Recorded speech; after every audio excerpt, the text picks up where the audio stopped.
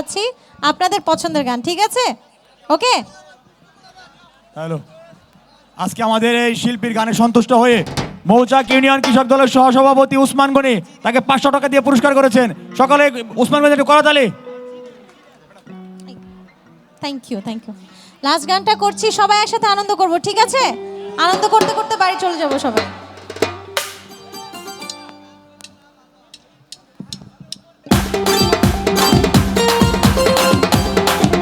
সবাই মিলে একসাথে তালি হবে।